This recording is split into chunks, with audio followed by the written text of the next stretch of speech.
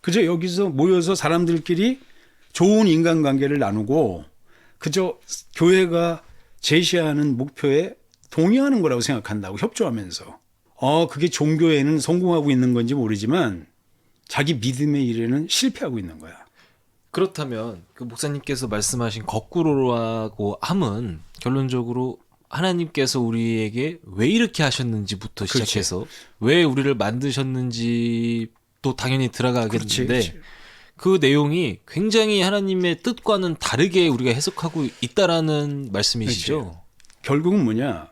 하나님이 세상을 창조하시고 네. 인간을 창조하신 것은 우리가 상상할 수 없는 네. 궁극적인 행복, 그걸 하나님이 우리에게 이루어 주시겠다는 거야. 약속하셨어. 내가 해주겠다고. 맹세하셨다고. 내가 목숨을 걸고라도 반드시 성공시키겠다고 맹세하셨다고. 그 의미가 뭐냐? 가치가 뭐냐?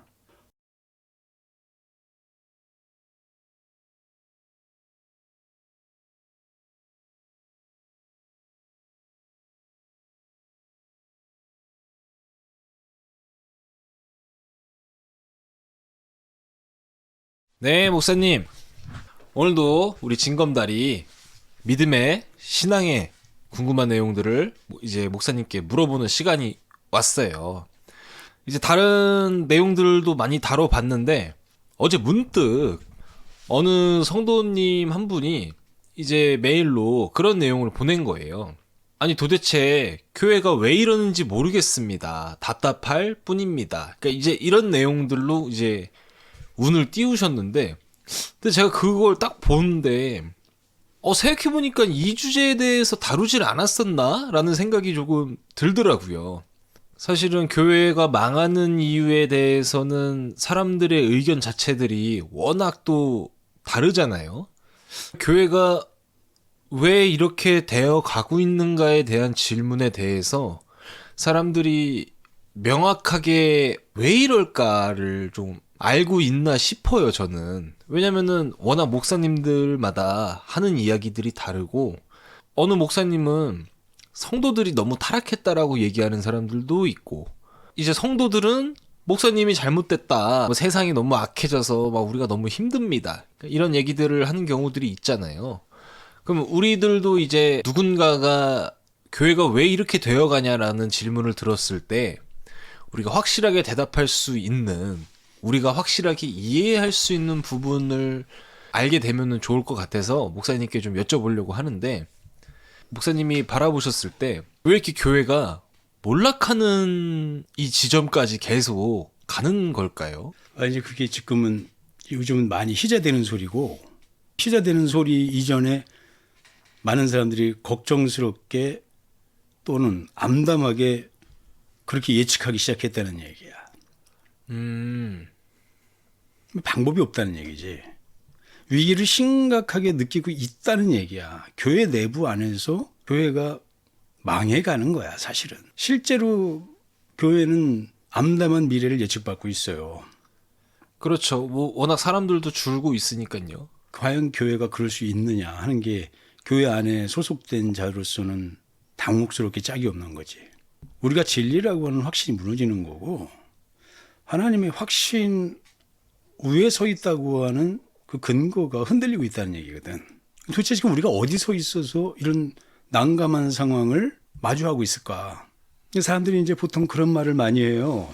교회가 위기에 처한 것은 뭐 성도들이 나태해졌다든가 뭐 목사들이 헛꿈을 꾸고 있다든가 네. 뭐 이런 것에서 핑계를 찾고 있는 거지. 자기들 나름대로는. 서로 약간 등 떠미는 느낌으로. 그치 뭐 또 요즘 세대가 자유스러운 생각으로 거침없이 행복에 대해서 양보하지 않는 확신으로 나간다고 그러니까 뭐 그게 세대적 한계다 이렇게 생각을 하거든. 어느 일부분에서 그런 문제가 벌어진다면 그게 맞는 결론이야. 뭐 그런 교회들 저런 교회들이 섞여 있는데 이 일반적인 경향이 아니라 구성원들이 잘못된 확신 안에서 그들 믿음을 펼쳐나갔을 때 맞는 한계라린다면 그게 맞는 진단이라고. 근데 지금은 우리가 총체적으로 모든 교회가 마주치고 있는 한계라고. 그렇죠. 이거는 그게 잘못됐다는 얘기가 아니야. 우리가 생각하는 거기가 잘못된 게 아니라는 얘기야. 우리는 원래부터 죄인들이었어. 세상에 꿈으로만 가득했던 사람들이라고. 하늘의 소망이 없었던 자들이야. 그들이 불러일으켜져서 여기 나온 것인데 그들은 원래부터 유능한 자들이 아니에요. 그들이 원래 인간적인 다른 능력으로 이런 위기를 돌파할 수 있는 재능 있는 자들이 아니라고.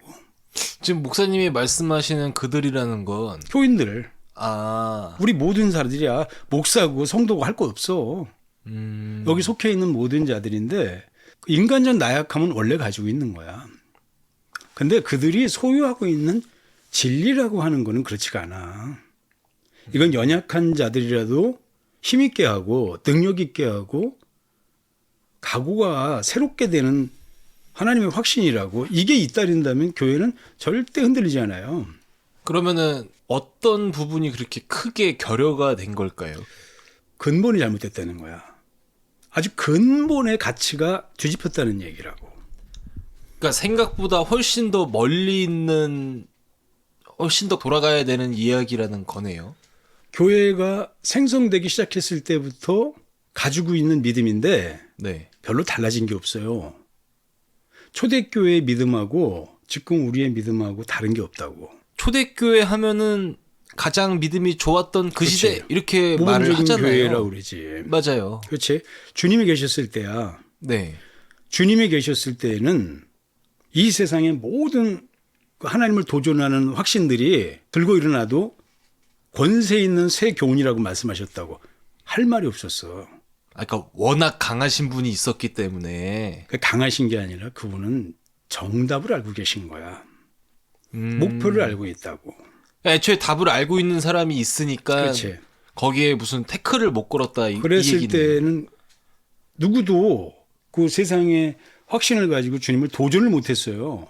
그러니까 우리가 적나라하게 보는 게 천하의 영광이라는 거를 주님 앞에 제시하면서 이것과 너의 확신을 바꾸는 게 어때? 이제 그랬단 말이야. 네. 그럴 때 주님이 그 소리를 듣고 헛웃음이 나오시는 거지. 너희가 진실을 몰라서 그렇다는 거지. 하늘의 영광이 어떻다는 걸 알게 되면은 그런 말 못한다는 얘기야. 그게 무슨 말이야? 이 믿음이 가지고 있는 근본적 확신을 알고 있다린다면 천하의 영광이라는 것 자체가 부질없다는 게 너희가 그걸 발견하게 될 것이다 하는 거. 주님은 그걸 아신 분이야. 그렇죠. 그러니까 흔들릴 것도 없고 요동할 것도 없고 다른 가치로 그분이 전환될 이유가 없어요. 그러니까 우리가 생각하기에는 예수님은 그냥 하나님의 아들이니까 그냥 뭔가 좀 다른 신분이니까 바로 이렇게 내친 줄 알았는데 생각해보면 목사님 말처럼 무언가를 확실히 알고 있으니까 그러니까 그분이 하신 걸 우리도 할 수 있다. 당연한 그 거지. 얘기. 그분이 예. 알고 계신 진리면 우리도 세상에 천하 영광하고 안 바꿀 거야. 예수님이랑 저희랑 큰 차이가 없었던 건데. 우리는 모르고 있는 거고 그렇죠. 그분은 그 믿음의 가치, 의의 가치를 알고 계신 분이라는 얘기야. 그러니까 알고 모르고의 그럼. 차이만 있는 거잖아요. 아. 지금 우리가 흔들리는 게 그분은 당연하게 천하 영광하고 비교할 수 없을 만한 의를 알고 계셔서 그것으로 유혹을 이기신 거야. 근데 왜 지금 교회가 세상 앞에 속수무책으로 흔들리느냐? 우리의 강력함을 상실하고 있기 때문이야. 사실 모르고 있다라는 그렇지. 말씀이시네요. 주님도 다른 걸로 이기신 게 아니라고. 그러니까요. 굉장히 좀 다르게 들리네요. 그러니까 영적 투쟁이라는 게 우리가 이렇게 세상에서 보듯이 악을 빠락빠락 쓰고 주장에 대해서 이기는 게 아니야. 그러니까 우리가 예수님을 생각을 했을 때 물론 인간의 육체로 오셨다고는 하지만 사실 앞에 타이틀이 있잖아요. 하나님의 아들이. 그러니까 무언가 더 특별함 아니면 또 인성적으로나 뭐 인간보다는 그래도 조금 더 뭔가 특별한 게 아니, 있다고 그렇지 생각을 않아. 할 수 그는 있는데 볼 만한 외형도 없고 풍채도 없고 사모할 만한 아무것도 없다고 그러셨다고. 인간 중에서도 그렇게 잘나지를 않으신 분이라고. 그러니까 우리 옆집 아저씨 같은 분일 수도 있다라는 거. 오히려 인간의 바닥같이 오신 분이라고.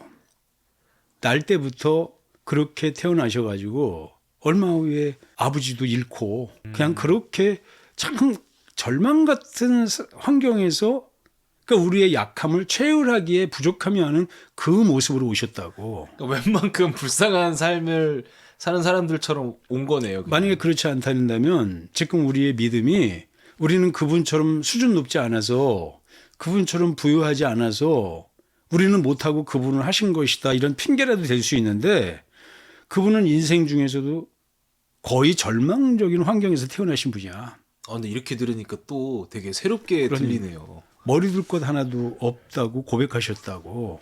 그분이 아시는 현실이에요. 그런데도 그분은 아버지 집에 대한 확신을 알고 있는 거야. 약속되어 있는 믿음의 가치를 알고 있다고. 그걸 믿음이라고 그래. 그렇게 믿고 그렇죠. 소망하고 있었던 거. 그게 천하영광하고 비교해도 전혀 비교할 만한 수준이 아니더라는 거지. 진리를 선택 안 하는 게 제정신이 아닌 판단이 되는 거야. 그분은 이기셨는데 왜 우리는 못 이길까? 그분은 뭐 더 능력이 있어서가 아니야. 아들이라고 오셨지만 그 아들의 환경이 특별한 게 하나도 없어요. 볼품도 더 없어 우리보다. 아마 그분은 사모할 만한 것도 없다 그랬으니까 외모도 매력적이지 않았을 거야 아마. 그분이 그런 걸로 이기신 건 아니고 진리를 알고 계심으로 이겼다는 얘기지. 근데 왜 우리는 못 이길까? 잘못 알고 있다는 얘기야. 거꾸로 알고 있다는 얘기라고. 그러면은 얘기로 잠깐 돌아오자면은 그러니까 우리가 초대교회의 믿음이 가장 괜찮고 가장 올바랐던 시대다라고 생각을 하는데 목사님께서는 그때부터 이미 맛이 갔다라는 얘기를 하시는 거잖아요. 초대교회는 그래서 고난을 받았어요. 그러면서도 세상의 영광을 차지하지 않고 하늘의 영광을 사모했다고. 그래서 순교당한 거야. 그들은 주님의 믿음을 그대로 믿었어요. 사실 초대교회 말씀하시는 거면 이제 제자들 세대 그렇지. 말씀하시는 거죠. 그들은 세상의 영광을 흔쾌히 포기하고 하늘의 영광을 차지했다고. 온전한 믿음이야. 그게 내 영혼이 잘된 같이 범사에 잘되고 강건한 믿음이라고. 근데 우리가 세상에서 생각할 때에는 범사에 잘된 자람이 하나도 없고 강건한 자 하나도 없고 부유한 자 하나도 없는 것 같고 망한 자 같아 보인다고. 주님이 가신 그 길을 그대로 간 거야.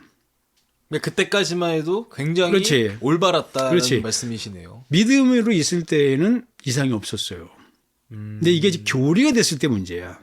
근데 이제 저희한테 그런 메일도 많이 왔어요. 그러니까 사람들이 목사님께서 이제 교리 그리고 우리가 거꾸로 본다에 그렇지. 대해서 조금 헷갈려 하시는 분들이 있어요. 교리에 대해서 사실 사람들이 많은 관심을 갖고 있는 게 아니잖아요.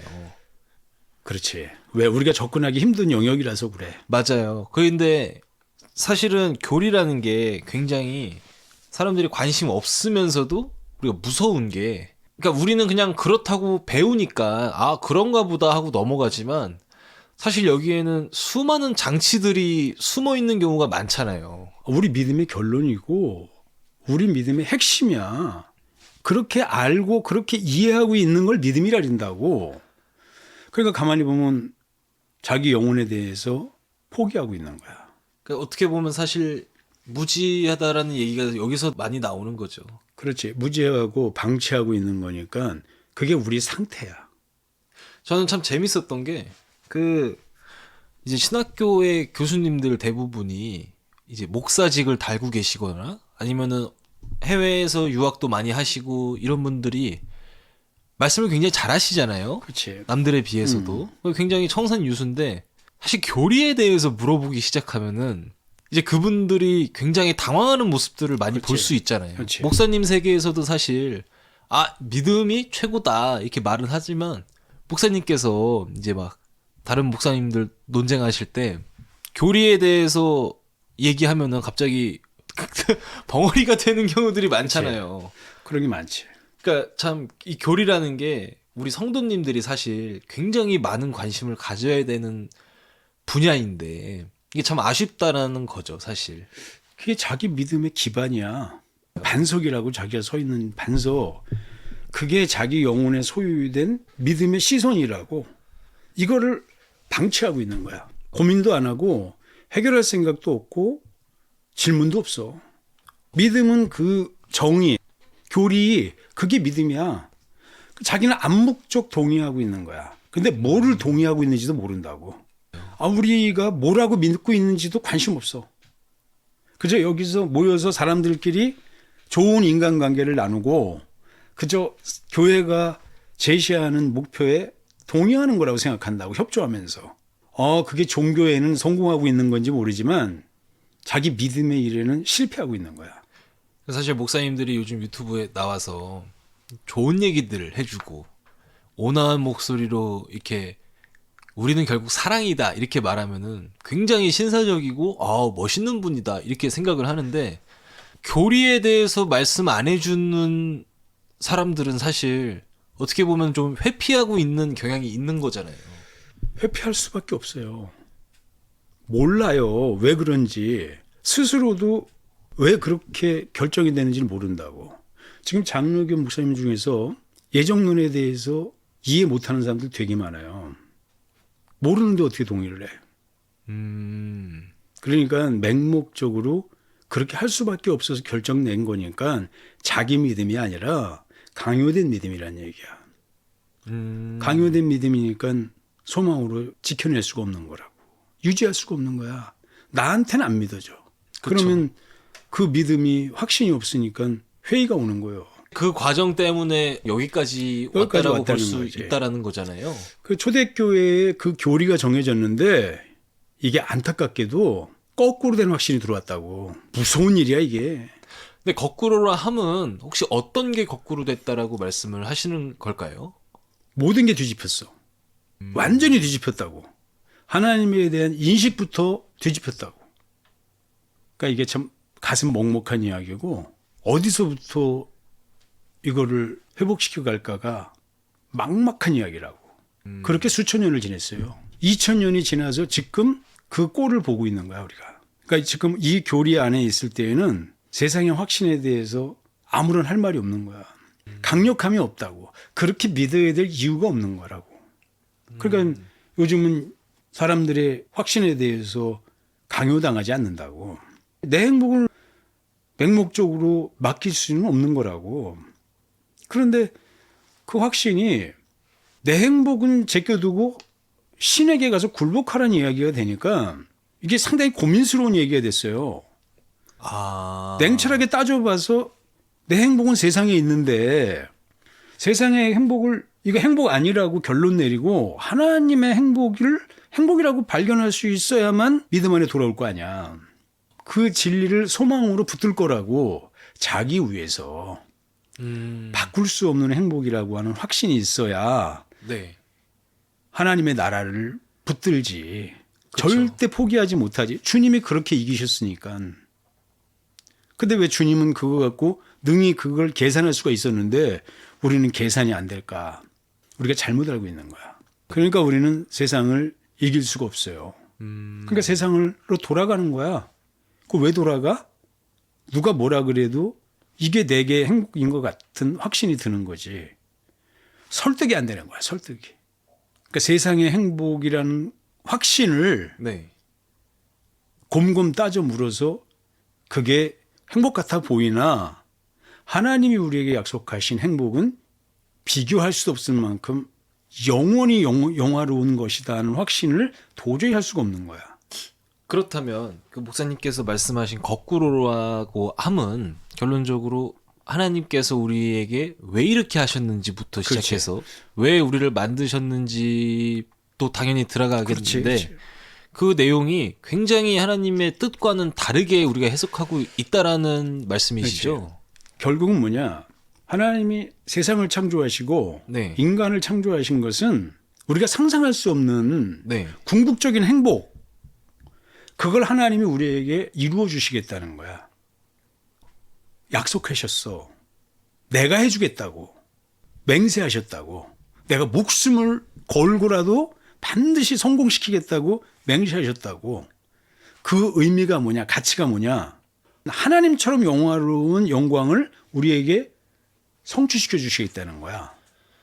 그 세상에 창조된 인간이 바라봤을 때 행복이 뭐냐 이거지. 우리가 영화로워지는 거야. 그렇죠. 이 세상에 존재하는 행복이라고 규정되는 온갖 가치들 있잖아. 네. 영광스럽고 명예스럽고 부요하고 강건하고 네. 하나님에 대해서 선명한 든든함이 있다고. 그 우리가 세상에서도 많이 배운 자들의 행복이 있다고. 우리의 진리에 대한 확신이 선명해서 자기 존재의 이유를 알고 그 모든 것들을 분별할 수 있는 능력이 있다고. 이 모든 영역에서 하나님이 우리를 하나님의 수준까지 끌어올리시겠다고 하는 의도를 가지신 거야. 그게 그 하나님의 자녀로 우리를 약속해 주신 거라고. 그렇죠. 그러니까 그게 우리의 행복이에요. 너희는 영원한 행복의 의미 앞에 창조된 자들이다. 그게 얼마만한 행복입니까? 할 때 하나님보다 더 영화로운 행복을 약속받고 있는 거예요. 아, 그게 말이 됩니까? 할 때 너희가 내 자녀다 이 말이지. 자녀에게는 그 아버지가 자기보다 더 영화롭게 하려고 하는 확신으로 모든 것을 계획하고 시행하신다. 정의가 있는 거야. 그건 의심할 바 없는 정의라고. 그러니까 하나님께서는 우리에게 당신의 의를 정하셨는데 네. 이거보다 더 행복한 행복은 없다는 얘기야. 그거 너희가 소유하라 이 말이지. 진리로 말미암아 그 약속으로 말미암아 믿음으로 소유되어지는 의다 이 말이야. 그게 너희의 행복이다. 또 어떤 행복입니까? 하나님의 자녀와 같은 영광이고 그 부요함이고 그 능력이고 그 선명한 확신이니까 하나님 자녀의 행복이다 이 말이라고. 그러니까 근데 이 내용이 헷갈릴 만한 게 사실은 크게 없잖아요. 완전히 헷갈리지.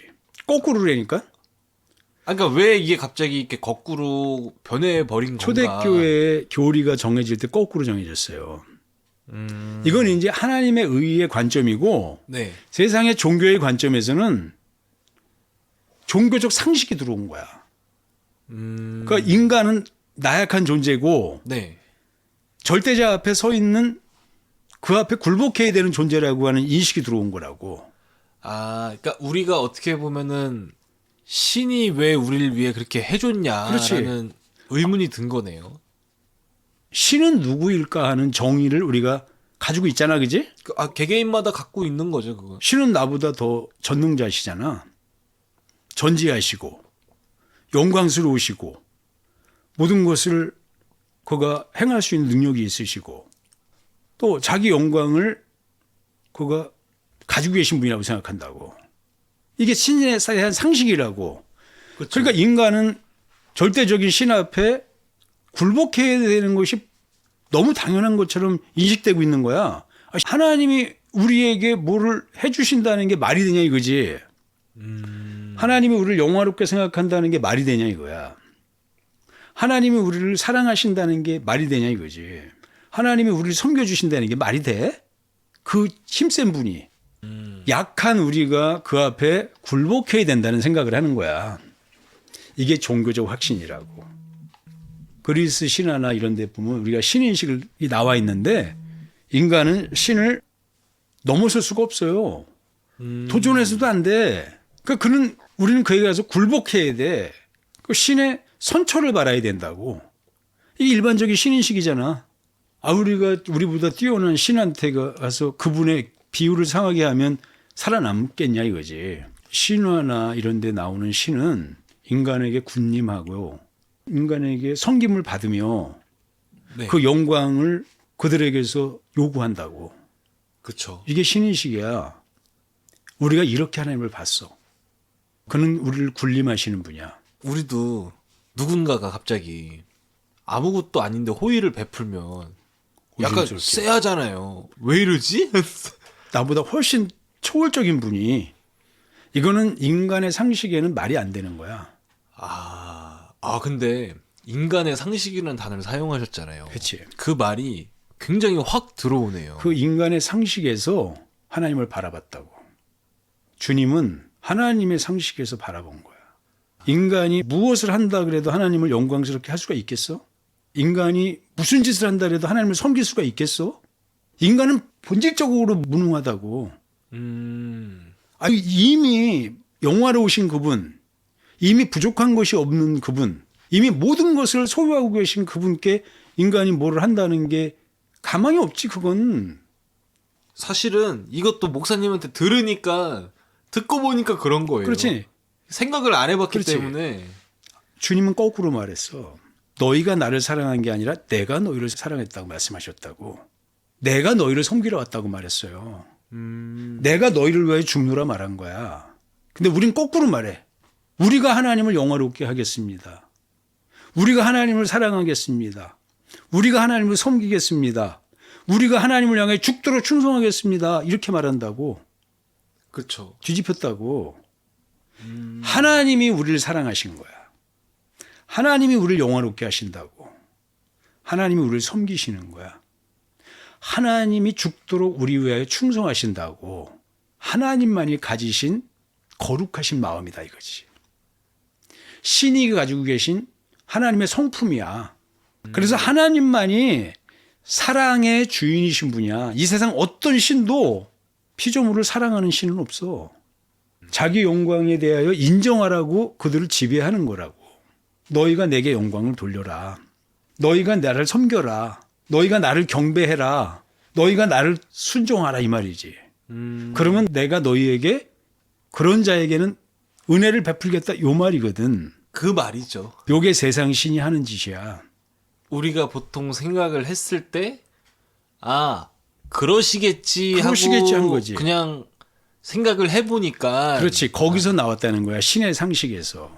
세상 사람들이 신을 바라보는 평범한 확신 있잖아. 네. 그 종교적 확신이에요. 음. 피조물이 창조주를 바라보는 시선이라고. 그 종교적 확신은 거꾸로야. 하나님도 세상 신 중에 한 분인 것처럼 똑같은 마음을 가지고 계시고 똑같은 목적을 가지고 계시고 똑같은 행위를 하신다고 생각한다고. 뒤집혔다고. 그래서 우리가 사실 기도를 많이 한다거나 노방 전도를 한다거나 이런 것들이 사실 이거 하시면 좋아하시 그렇게 생각을 하니까 우리들이 교회에서 하는 것들을 보통 하는 거잖아요. 그렇지. 만약에 그렇게 생각하면 하나님은 인간이 그러한 행위를 더해드려야만 보태지는 영광이 있다고 생각하는 거지. 아. 피조물이. 그러니까 생각해보면 되게 이런 표현이 맞을지 모르겠지만 인간이 좀 건방진 생각을 하고 있는 거예요. 건방진 걸 지나서 망령되이 일컫는다는 거야. 하나님은 그런 차원에 계신 분이 아니야. 영광이 부족하시지도 않아요. 그가 가진 부요함이 부족하지 않아. 근데 그가 가지고 계신 것은 사랑의 마음을 가지고 계신 거야. 그래서 홀로 계실 수가 없는 거야. 사랑은 혼자 못해. 아. 그래서 창조하시는 거야. 사랑 때문에. 사랑할 자를 창조하신 거라고. 아. 사랑할 자를 만날 세상을 만드신 거야. 사랑할 자를 찾아오실 역사를 그 시간 속에서 진행하시는 거라고. 차원이 다른 확신을 가지고 계신 거라고. 그걸 거룩함이라 그러는 거야. 그 거룩함이 완전히 드러나는 하나님의 성품이 뭐냐 할 때 사랑이야, 사랑. 우리는 무슨 전지전능하시다, 무조부재하시다, 영원하시다, 심판자시다 이런 게 하나님의 탁월함인 줄 알잖아. 이건 세상 신도 그렇다고 소문이 나 있어. 실제 그렇지는 않지만. 아, 그쵸, 그쵸. 그런데 세상 신이 절대로 범접하지 못하는 하나님의 하나님 되심이 있다고. 그 사랑이야.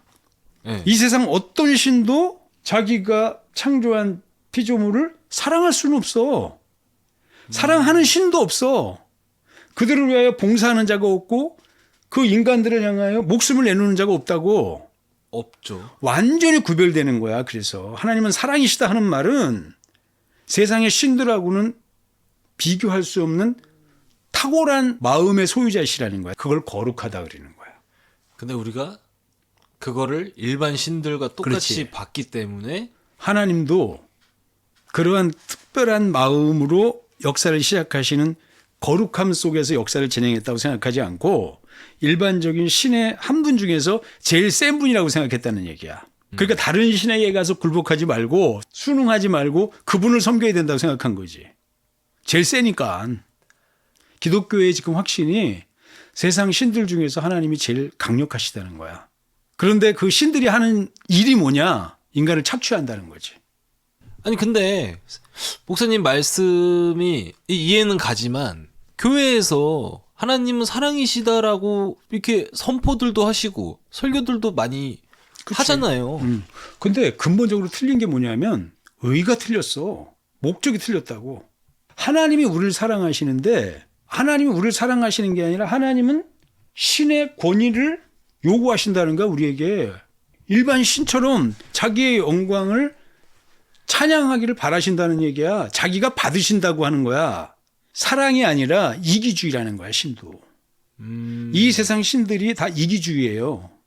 자기 영광을 양보하지 않아. 근데 교회에서 이런 사랑에 대한 얘기들을 목사님은 그걸 완전 다르게 보고 있다라고 말씀하시는데 아니, 교회에서 사랑에 대한 얘기들을 많이 하잖아요. 그 사랑이야. 그 무슨 말이냐?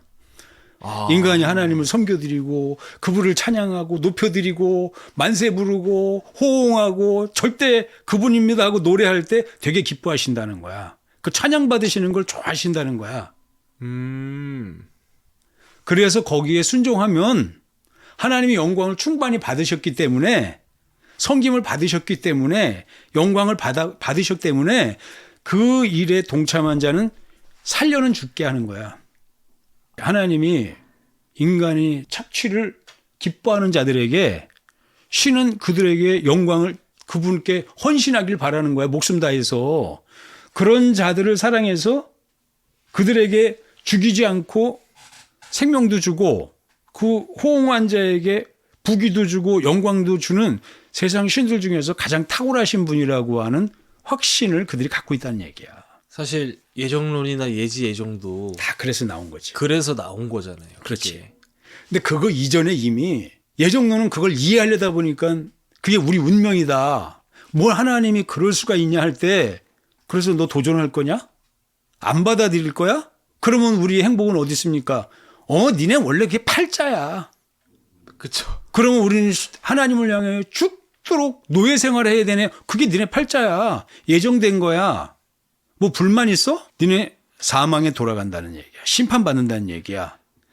이 요구를 너네가 받아들이지 않으면 하나님이 너희를 죽이신다는 얘기야. 더 웃긴 건 예지 예정도 사실 별로 다르지도 않는데. 그렇지. 그게. 그러니까 하나님이 가장 잔인하게 우리를 억압하시는 분이라는 얘기고 우리를 노예 삼으시고 기뻐하신다는 거야. 노예야 꼼짝없이 그 요구에 대해서 저항할 수가 없어요. 맞아요. 항의했다가는 지옥 가는 거야 다. 지옥은 영원히 죽지도 않는 부활한 생명으로 영원히 불타는 끔찍한 형벌을 처해지게 돼 있어요. 이게 인간의 운명이란다면 인간은 비참한 거야. 근데 사실 지금 교회에서 가장 문제는 목사님 말대로 생각을 하면 할수록 궁금해지는 게 많잖아요. 이렇게. 근데 지금 교회에서는 이런 말씀 좀 그렇지만 사실 반세뇌에 가까운 행동들만 많이 하잖아요. 답이 없어서 그래. 그래서 하나님을 묻고 들어가면 네. 그를 찾아 들어가면 나중에 발견하는데 인간의 운명이 가장 강력한 신 앞에 붙잡힌 절망적인 노예야. 일생 다 생명을 그를 위하여 갈아내도 그분 비유에 맞을까 말까한 절망이 우리를 도사리고 있다고. 그러니 우리가 신을 만나는 게 재앙이야, 재앙. 그리고 그걸 받아들여야 돼. 그 진짜 교회가 할 거 없다고 자꾸 막 성경 계속 봐라, 뭐 계속 해라 이렇게 하는 거 사실 좀 그렇잖아요, 이게. 그러한 너희 운명에 대하여 고민하지 말라는 거야. 받아들이라는 거야. 안 그랬다간 신의 진노가 내린다는 얘기야. 이렇게 말하면 내 아버지 되신 분을 사단과 보다 더 악하신 분 만드는 거야. 망령되이 일컫는다는 얘기야, 이게. 하나님을 가장 잔인한 분 만드신다고. 그분은 우리를 위하여 아버지의 심정으로 모든 것을 담당하시겠다고 하는데 그래서 아들이라도 내어주세요.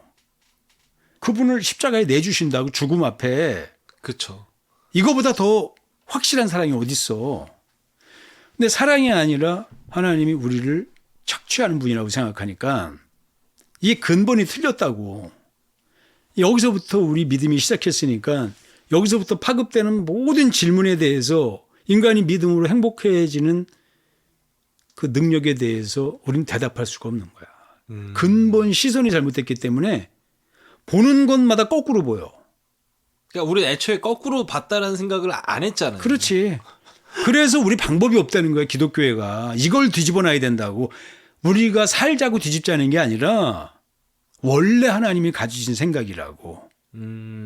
그가 하신 일을 봐봐. 사랑 아니라고 다른 것으로 정의될 수 있는 일이 있겠느냐는 거지. 당신 아들이라도 우리 위하여 내어주시니가 어떤 것이라도 그가 우리에게 아끼시겠느냐. 그 사랑에서 하나님의 열심에서 끊을 자가 있느냐. 그 사랑에서 우리를. 사랑은 절대 포기 못하는 그분의 맹세란 얘기야. 그게 너희의 신분이다지. 그게 너희 얼마나 행복한 자인지 아느냐? 이 행복하고 비교할 수 있는 세상의 행복이라는 게 너 이해되냐 이 말이지. 무엇을 선택할래야? 이게 너희 신분인 걸 알라 이거지. 근데 신분을 거꾸로 가리켜요. 교회에서. 그렇죠. 너희는 하나님을 일생 죽죽 섬겨야 돼. 영화롭게 해야 돼. 얼마나 무능하시길래 우리에게서 받는 그 섬김을 힘입어야만 그가 만족하시고 그래야만 영화로워지신다고 생각하니 그분이 얼마나 허접한 신이셔. 말이 안 되는 거야. 냉정하게 생각하면 그게 맞는 거죠. 자, 이게 만약에 뒤집힌다고 그런다면 하나님을 만나는 게 행복이 아니라 재앙이야, 재앙. 내 행복은 다 몰수당하는 거야. 신에게 목덜미 잡혀가지고. 만약에 그렇다고 나 믿는다면 나도 도망가겠다. 저도 좀 힘들 것 같아요. 그럼 우리 행복은 세상에만 있는 거 아니야? 하나님은 도대체 우리를 행복하게 해주실 의도가 없으니까 우리를 쥐어 짜내서 우리를 착취하시면서 우리에게서 얻어내시려고 하는 거니까 이기주의라고. 만약에 하나님이 이기주의면 우리는 그에게 기대할 게 없어요. 그분은 서슴지 않고 우리에게 자기의 행복을 위해서 모든 걸 다 요구하실 거야. 이게 지금 우리가 가리키는 하나님의 정체고 우리의 신분이라고 그런다고. 이게 뒤집혔다고 거꾸로 됐어요. 이게 사랑이 아니야. 그 앞에 가서 끌려가는 거야. 강제로 착취당하라. 하나님께서 성경에서 노예된 거를 가장 절망하신다고. 노예되지 말라 이거야. 너희는 노예될 자가 아니란 얘기지. 궁극적으로는 내 자녀들 자다 이 말이야. 그런데 너희가 세상 임금에게 가서 붙잡혀서 노예된다는 건 난 참을 수 없다는 거지. 나도 너희를 자녀로 보는데 누가 너희의 목숨을 노략질하더냐 이 말이거든. 속지 마라 이거지. 다른 어떤 신도 너희를 사랑할 자가 아니란 얘기야. 그래서 그를 하나님이라고 부르지 말란 얘기야. 하나님만이 그분이다 이거지. 너희 아버지가 되실 수 있는 분은 그 하나님 한 분, 유일하신 분이란 얘기야. 그 의미 앞에, 그 아버지 되신 이 앞에 행복하게 너희 행복을 꿈꾸며 나오라는 거지. 너희에게는 아낀 것이 없다는 거야, 하나님께서. 전능하신 분이 너희를 위하여는 아낄 것이 없다. 그래서 너희를 사랑하되 하나님의 능력으로 너희를 영광스럽게 하신다는 얘기라고. 사단보다 더 잔인한 공포로 우리를 억압하고 있다는 얘기라고. 인간은 이 앞에서 신음하며 벗어날 날이 없어. 공포에서. 인간이 끔찍한 거야. 인간의 이성이 곰곰 신의 신분을 추적해 갔을 때 내린 결론이라고. 현대의 철학자 중에 신을 인정하는 철학이 어디 있어? 그렇죠. 현대의 신학 중에서 신을 그렇게 확신하고 주장하는 신학이 어디 있냐고. 없죠. 받아들이라는 얘기가 그냥 종교 상식이야. 하나님이 이래서는 안 된다는 거지. 종교의 교리란 얘기야. 교리는 우린 이렇다고 결정했어. 이게 우리의 한계야. 여기에 반박하는 자, 너 신에게 죽으려고 아주 각오했구나야. 그러니까 거기 정상적으로 하나님이 누구신가에 대한 진지한 고민이 하나도 반영이 안 됐어. 인간 속에서 일어나는 모든 생각들이 있잖아. 하나님을 찾아가려고 하는 본능. 우리는 하나님께 의하여 의 앞에 만들어진 자이기 때문에 내가 누군지, 무엇이 내 소망으로 약속되어 있는지, 그분은 왜 그러셨는지, 그게 정말 내가 인정할 수밖에 없는 내 행복의 근원인지. 아니, 우리가 이 질문이 해결돼야 신을 받아들일 거 아니야. 그렇게 묻는 것 자체를 신에 대한 도전이라고 생각했다고. 믿음이 아니라 강요가 지배하고 있는 거야. 설득이 아니라 교리가 돼버린 거야. 이 교리에 반대하면 이건 뭐 방법이 없어, 죽여야지. 교회에서 어느 정도 목사님들이 질문하라고 했을 때 귀여운 질문만 좋아하잖아요. 그렇지. 약간 난감한 질문을 하면은 그 교회의 분위기가 싸해지는 게 느껴지잖아요. 근본적인 질문을 하면 교회가 냉랭해. 자기들 대답을 못하겠는 질문은 자기도 난감하지. 아니 지금 교리 중에서 인간이 구원받는 비율이 0.1%밖에 안 돼요. 창조 때부터 지금까지 봤을 때 1%가 안 돼. 100명 중에 1명이 구원받지 못했어. 믿음이 보편적으로 펼친 게 얼마 되지도 않았어. 근데 그게 하나님이 예정이라는 거야. 그 예정이고 모구 간에 인간 전체 인류가 99%가 지옥 가고 1%가 구원받을까 말까야. 그게 하나님의 하신 일이라고. 도대체 뭔 일을 하신 거야? 아니 창조를 하셨는데 전부 불질르시려고 창조하셨냐고. 불쏘시개가 필요했을 수도 있죠. 그렇다는 거야 지금 교회는. 아, 그럴 수 있... 현실을 보니까 그렇다는 거야. 그게 어쩔 수 없다는 거지. 그건 하나님의 본심이야 그럼. 하나님이 세상을 창조해 놓으시고 그 인간들 중에서 99%는 지옥 보내시고 그래서 불못에 던져버리시고 1%도 안 되는 자를 구원하신다고 하는 것이 하나님의 결과였으면 그 사단보다 악하신 분이야. 사단이 지옥 만들고 사단이 불못 만든 거 아니야. 이게 무서운 이야기라고. 이러니까 대답을 못 하는 거야. 근데 그걸 팔자라고 생각하라는 거지.